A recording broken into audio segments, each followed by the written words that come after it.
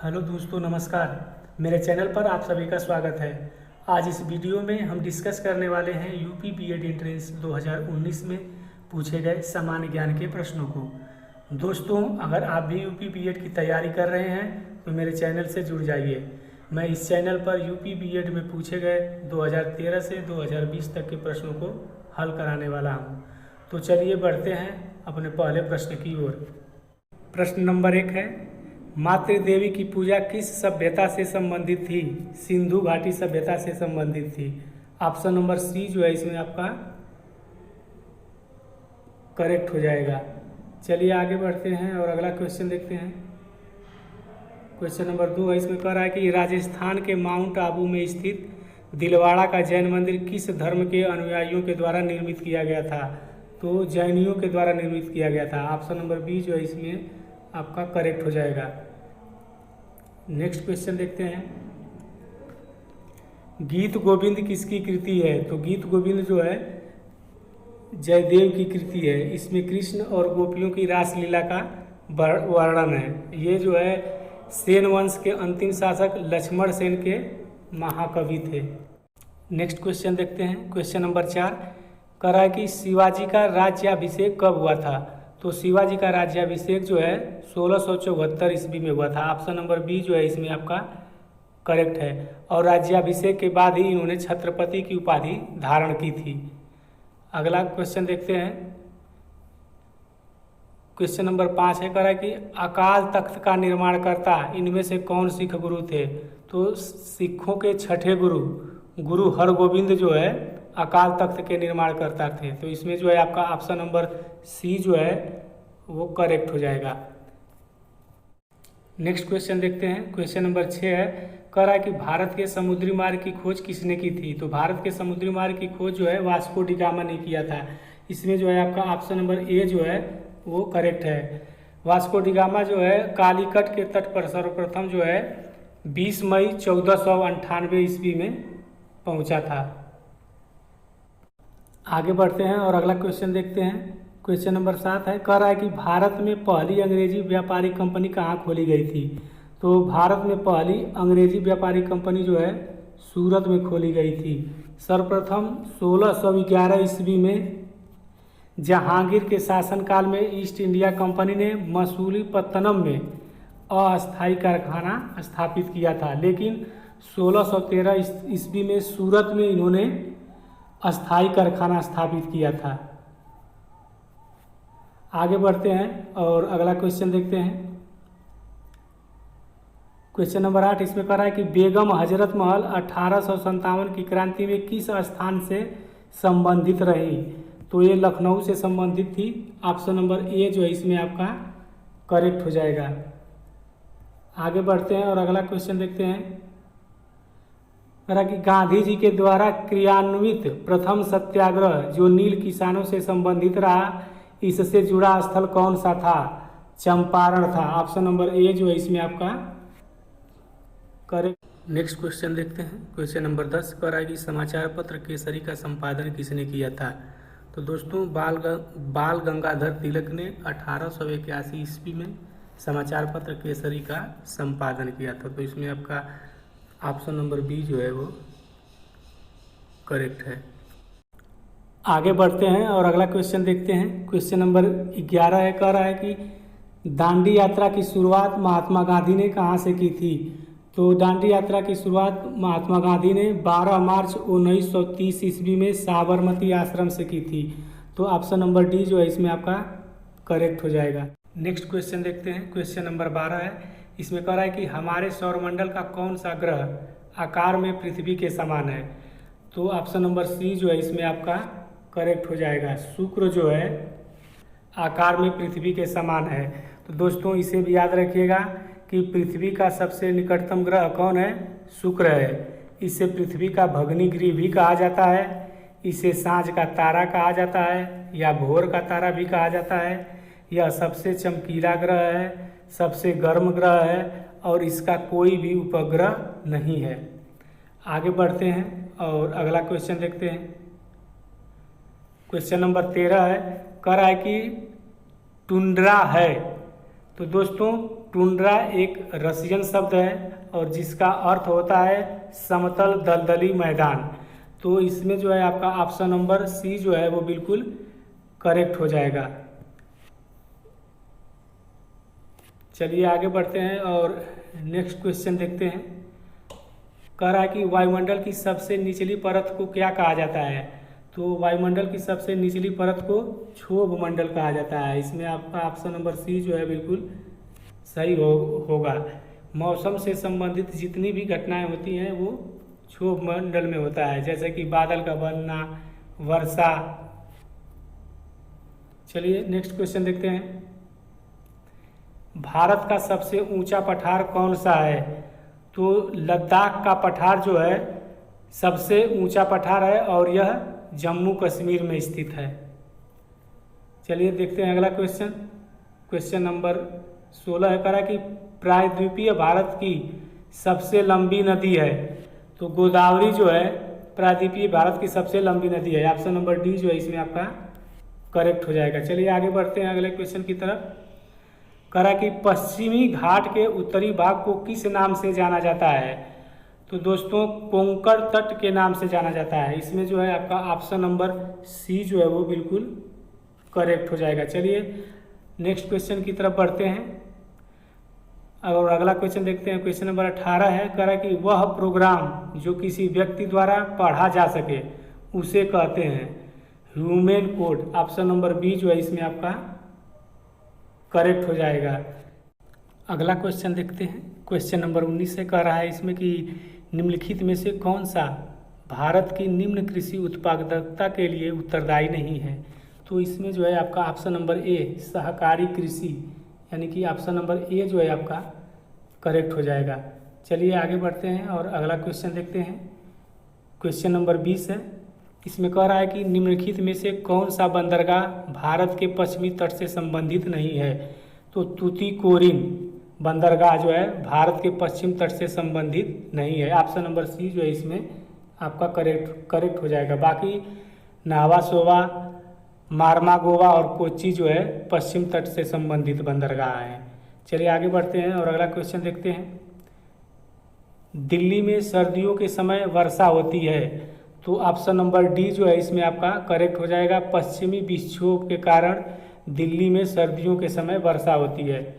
Option number D जो है इसमें आपका करेक्ट हो जाएगा। चलिए आगे बढ़ते हैं अगले क्वेश्चन की तरफ और अगला क्वेश्चन देखते हैं। कह रहा है कि सामूहिक उपभोग का अर्थ है, इसमें जो है आपका ऑप्शन नंबर ए जो है करेक्ट हो जाएगा, घरेलू खपत। नेक्स्ट क्वेश्चन देखते हैं।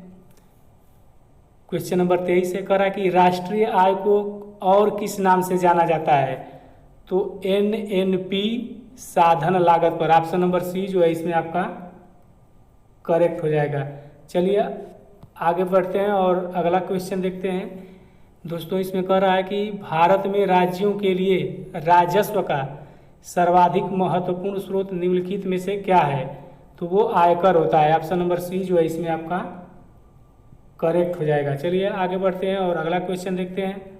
क्वेश्चन नंबर 25 है, कह रहा है कि निम्न में से किस वर्ष भारत G20 शिखर सम्मेलन की मेजबानी करेगा? तो 1922 ईस्वी में जो है भारत G20 शिखर सम्मेलन की मेजबानी करेगा। ऑप्शन नंबर डी जो है इसमें आपका करेक्ट हो जाएगा। चलिए अगला क्वेश्चन देखते हैं। कह रहा है कि निम्नलिखित में से क्या वैकल्पिक मुद्रा का एक उदाहरण है? तो वो चेक है। ऑप्शन नंबर सी जो है इसमें आपका करेक्ट है। आगे बढ़ते हैं और अगले क्वेश्चन की तरफ देखते हैं। निम्नलिखित में से किस पंचवर्षीय योजना में वास्तविक विकास दर लक्षित विकास दर से कम थी? तो चौथी पंचवर्षीय योजना, इसमें जो है आपका ऑप्शन नंबर बी जो है करेक्ट हो जाएगा। चलिए आगे और अगला क्वेश्चन देखते हैं। कह रहा कि संविधान किस तिथि को पूर्णतः बनकर तैयार हुआ? तो 26 नवंबर 1949 ईस्वी को संविधान जो है पूर्णतः बन करके तैयार हो गया। तो इसमें जो है आपका ऑप्शन नंबर सी जो है वो करेक्ट है। आगे बढ़ते हैं और नेक्स्ट क्वेश्चन देखते हैं।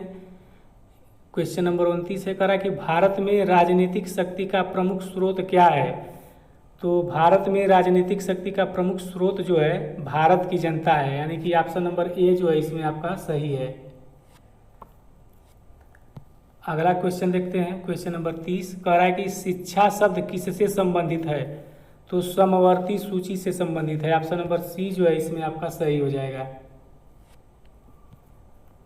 नेक्स्ट क्वेश्चन देखते हैं, कह रहा है कि भारत के संविधान के किस अनुच्छेद के अंतर्गत सशस्त्र बलों के मौलिक अधिकार विशेष रूप से प्रतिबंधित हो सकते हैं? तो अनुच्छेद जो है 33, यानी कि ऑप्शन नंबर डी जो है इसमें आपका करेक्ट है। नेक्स्ट क्वेश्चन देखते हैं, क्वेश्चन नंबर 32 है। इसमें कह रहा है कि संपत्ति के अधिकार की वर्तमान प्राय स्थिति क्या है? वैधानिक अधिकार है। ऑप्शन नंबर ए जो है आपका इसमें वो सही है। चलिए आगे बढ़ते हैं और अगला क्वेश्चन देखते हैं। क्वेश्चन नंबर 33 कह रहा है कि भारत के संविधान के अंतर्गत नीति निर्देशक सिद्धांतों के मुख्य उद्देश्य हैं लोक कल्याणकारी राज्य की स्थापना। ऑप्शन नंबर ए जो है इसमें आपका सही हो जाएगा।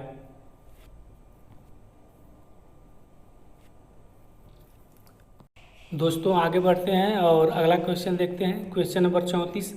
इसमें कह रहा है कि राष्ट्रपति के निर्वाचन में विजयी उम्मीदवार के लिए प्राप्त करना आवश्यक है। तो ऑप्शन नंबर डी जो है इसमें आपका करेक्ट हो जाएगा, क्योंकि राष्ट्रपति के निर्वाचन में विजयी उम्मीदवार को कुल कराए गए मतदान का 50% से अधिक और कुल मतों का बहुमत होना आवश्यक है। ऑप्शन नंबर डी जो है इसमें करेक्ट हो जाएगा। चलिए नेक्स्ट क्वेश्चन की तरफ बढ़ते हैं। इसमें कह रहा है कि गुट निरपेक्षता से तात्पर्य है, गुट निरपेक्षता से तात्पर्य जो है शक्ति पुंजों से तटस्थता है। ऑप्शन नंबर बी जो है इसमें आपका सही हो जाएगा। चलिए अगला क्वेश्चन देखते हैं, क्वेश्चन नंबर 36 से कह रहा है कि भारत संयुक्त राष्ट्र संघ का सदस्य कब बना था? तो भारत जो है संयुक्त राष्ट्र का सदस्य जो है वर्ष 1945 ईस्वी में बना था। ऑप्शन नंबर ए जो है इसमें आपका करेक्ट हो जाएगा। चलिए आगे बढ़ते हैं और अगला क्वेश्चन देखते हैं, क्वेश्चन नंबर 37 है। कह रहा है कि विश्व व्यापार संगठन का मुख्य उद्देश्य क्या है? तो विश्व व्यापार संगठन का मुख्य उद्देश्य जो है विश्व व्यापार की मात्रा में वृद्धि करना और प्रतिबंधों की समाप्ति करना। ऑप्शन नंबर सी जो है इसमें आपका वो करेक्ट है। चलिए आगे बढ़ते हैं अगले क्वेश्चन की तरफ, क्वेश्चन नंबर 38 है। कह रहा है कि निम्नलिखित में से कौन सा पुरस्कार खेल क्षेत्र में प्रशिक्षण के लिए दिया जाता है? तो द्रोणाचार्य पुरस्कार जो है खेल क्षेत्र में प्रशिक्षण के लिए दिया जाता है। ऑप्शन नंबर बी जो है इसमें आपका वो करेक्ट हो जाएगा। नेक्स्ट क्वेश्चन देखते हैं, क्वेश्चन नंबर 39 है। कह रहा है कि अर्थशास्त्र का नोबेल किसके द्वारा दिया जाना शुरू हुआ था? तो Swedish central bank. Option number B जो है इसमें आपका करेक्ट हो जाएगा। चलिए आगे बढ़ते हैं और अगला क्वेश्चन देखते हैं। कह रहा है कि स्पेल ऑन द टाइगर पुस्तक किसके द्वारा लिखी गई है? सैयद माउंट गोमेरी के द्वारा लिखी गई है। ऑप्शन नंबर सी जो है इसमें आपका करेक्ट है। दोस्तों आगे बढ़ते हैं और अगला क्वेश्चन देखते हैं, क्वेश्चन नंबर 41 है। इसमें कह रहा है कि वीर सावरकर अंतर्राष्ट्रीय हवाई अड्डा जो डॉट डॉट में स्थित है को एक अधिकृत आव्रजन चेक पोस्ट के रूप में घोषित किया गया है। तो पोर्ट ब्लेयर अंडमान निकोबार द्वीप समूह। ऑप्शन नंबर सी जो है इसमें आपका सही है। आगे बढ़ते हैं और अगला क्वेश्चन देखते हैं। कह रहा है कि संघाई कारपोरेशन संगठन में कौन कौन से देश सम्मिलित हैं? तो इसमें जो है आपका ऑप्शन नंबर ए जो है वो सही है। संघाई कारपोरेशन संगठन में चीन, रूस, कजाकिस्तान, उज्बेकिस्तान और तजाकिस्तान सम्मिलित है। आगे बढ़ते हैं नेक्स्ट क्वेश्चन की तरफ, क्वेश्चन नंबर 43 है। कह रहा है कि दूरी मापने की सबसे बड़ी इकाई कौन सी है? तो दूरी मापने की सबसे बड़ी इकाई जो है पारसेक है। ऑप्शन नंबर सी जो है इसमें आपका वो करेक्ट है। नेक्स्ट क्वेश्चन देखते हैं। कह रहा है कि विटामिन B6 का रासायनिक नाम क्या है? तो विटामिन B6 का रासायनिक नाम पायरिडॉक्सिन है। ऑप्शन नंबर बी जो है इसमें आपका सही है। नेक्स्ट क्वेश्चन देखते हैं। कह रहा है कि गति के नियम का प्रतिपादन किसने किया था? न्यूटन ने किया था। ऑप्शन नंबर ए जो है इसमें आपका वो सही है। नेक्स्ट क्वेश्चन देखते हैं। कह रहा है कि डीटीपी का विस्तार करें तो desktop publishing, option number A जो है इसमें आपका करेक्ट है। अगला क्वेश्चन कह रहा है कि दवा व खाद्य पदार्थों के संरक्षण आदि में किस अम्ल का प्रयोग किया जाता है? तो दवा व खाद्य पदार्थों के संरक्षण में बेंजोइक अम्ल का प्रयोग होता है। ऑप्शन नंबर बी जो है इसमें आपका बिल्कुल करेक्ट है। चलिए नेक्स्ट क्वेश्चन की तरफ बढ़ते हैं और अगला क्वेश्चन देखते हैं। कह रहा है कि मस्तिष्क किसके साथ मिलकर केंद्रीय तंत्रिका तंत्र की स्थापना करता है? मेरु रज्जु के साथ मिलकर केंद्रीय तंत्रिका तंत्र की स्थापना करता है। ऑप्शन नंबर सी जो है आपका करेक्ट है।